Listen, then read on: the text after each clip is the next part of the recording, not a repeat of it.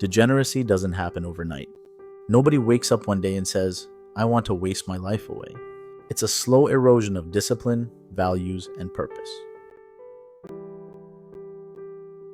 The road to downfall is paved with small compromises where you know better but choose comfort over growth. Then these small cracks widen into chasms. At the root of degeneracy lies comfort addiction. Humans are wired to avoid pain and seek pleasure, but when unchecked, this natural instinct becomes self-destructive. We live in a world where instant gratification is more accessible than ever. Endless scrolling, cheap junk food, mindless entertainment available instantly. These conveniences are not evil in themselves, but they become traps when they replace real growth and effort. When addicted to quick dopamine hits, you lose the ability to endure boredom, focus, or push through discomfort. Another driver is lack of structure. A person without a clear routine, mission, or guiding principles becomes vulnerable to distraction. If your day has no order, your life will always be filled with whatever is easiest, and what is easiest is rarely what is best. Degeneracy thrives in chaos, in a mind that drifts aimlessly because it has no anchor. Then comes rationalization. Deep down, people know when they are wasting their potential. But instead of confronting that uncomfortable truth, they justify it. I deserve a break. Everyone else does it. I'll start tomorrow. This self-deception is dangerous because it makes mediocrity feel acceptable. Over time, the lie becomes a lifestyle. Lastly, degeneracy flourishes in isolation. Surround yourself with people who waste their time, and you will too. Environments shape behavior more than willpower alone. If everyone around you normalizes laziness and addiction, it becomes nearly impossible to rise above it. You become a reflection of the standards you tolerate. Degeneracy is not just about doing bad things. It is as much about not doing the things you know you should. The failure to take responsibility, to act with discipline, and to live with intention. And once you slip far enough down that slope, you don't even notice how much of yourself you've lost. Understanding what leads to degeneracy is the first step. Only by recognizing the forces that drag you down can you prepare yourself to resist them and eventually rise above them. The first step in stopping bad habits is awareness. Most people live on autopilot, repeating the same cycles without even realizing it. You can't fix what you don't see. So, track your habits honestly. Write down when you waste time, when you give into temptation, when you procrastinate. Don't judge yourself at this stage, just observe. Awareness turns the invisible into something you can fight against. Once you're aware, the next step is removing triggers. Bad habits are often tied to specific cues: boredom, loneliness, stress, or even certain places and times of day. If you always scroll your phone before bed, put it in another room. If you binge junk food at night, stop buying it altogether. Self-control is limited, but environment control doesn't have to be. When you change your surroundings, you change your behavior. Then comes replacement. Simply trying to stop a habit rarely works. The brain hates a vacuum.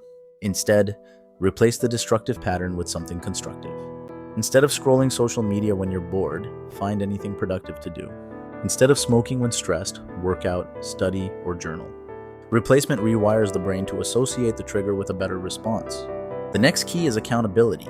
Most people fail to break habits because they keep it private. They give themselves secret permission to cheat. Tell a friend or family member what you're cutting out. When you risk embarrassment or disappointment, you suddenly have real stakes. If you can, surround yourself with people who share higher standards. It's harder to sink back into bad patterns when your environment demands more of you. Finally, you must embrace discomfort. Every bad habit exists because it shields you from a little pain, boredom, stress, effort. But growth lives on the other side of discomfort. Train yourself to lean into it rather than escape from it. Start small. Delay the urge for 5 minutes. Then stretch it to 15. Do it for long enough and the craving loses its power and you realize you didn't need it at all. Stopping bad habits isn't about perfection. It's about building momentum in the right direction. Every day you resist, even a little, you strengthen the muscle of self-control. And with enough consistency, old patterns will lose their grip and you finally break free. Once you've stopped feeding your bad habits, the next step is to take action. Action is the bridge between who you are and who you want to be. Without it, all awareness and intention in the world mean nothing. Transformation requires movement, even if messy or imperfect. The key is to start small, but start now. Most people fail because they wait for the perfect moment. They want the flawless plan, the right motivation, or the ideal circumstances.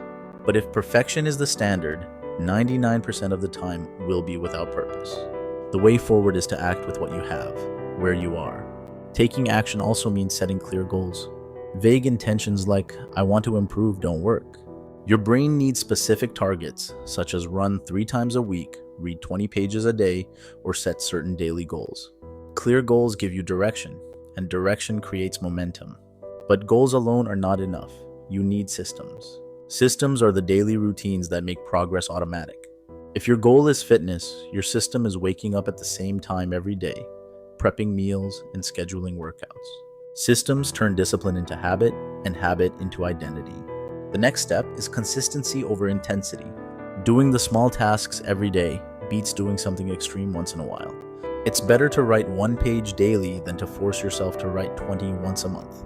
Consistency compounds, and the small wins stack into transformation over time. You must also learn to push through resistance. Every meaningful action will be met with excuses, doubt, and fear. Your mind will try to convince you to delay, to rest, to give up. This is where discipline matters most.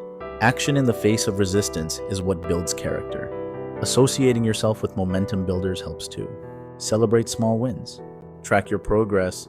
Reflect on how far you've come instead of obsessing over how far you have left. Momentum is fuel, and it makes each next step easier. In the end, taking action is about refusing to stay still. It's about moving forward even when it's uncomfortable. Each step, no matter how small, pulls you away from who you were and closer to who you could become.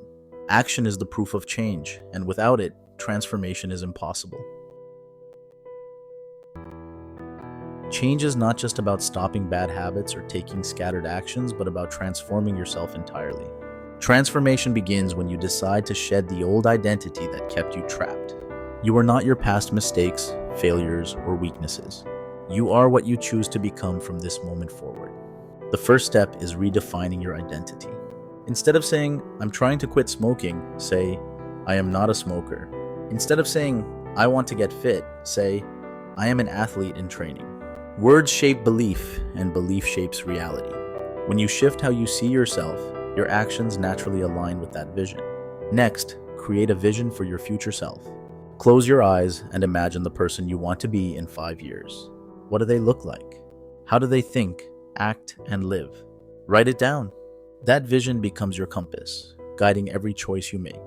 Transformation requires discipline and structure. Freedom is not doing what you feel like. Real freedom is building strength to do what you know you must. Structure gives shape to your life. Routines, habits, and boundaries that protect your growth. Without structure, you fall back into chaos. Surround yourself with higher standards. If you stay in environments of mediocrity, you'll always be pulled back down. Seek out people who demand more of themselves and more of you. Their energy becomes contagious, and their example reminds you what's possible. Transformation also demands patience. You will not change overnight. The old you will try to pull you back, and some days you will stumble. But consistency beats perfection. Each time you rise again, you prove to yourself that you're stronger than before. Finally, true change is about purpose. Without purpose, discipline is a punishment. With purpose, discipline feels like liberation. Ask yourself why you want to transform. Tie your struggle to something greater than yourself, like your family, future, or legacy. To change yourself is to rewrite your story and identity. To bury the old version and breathe life into the new one.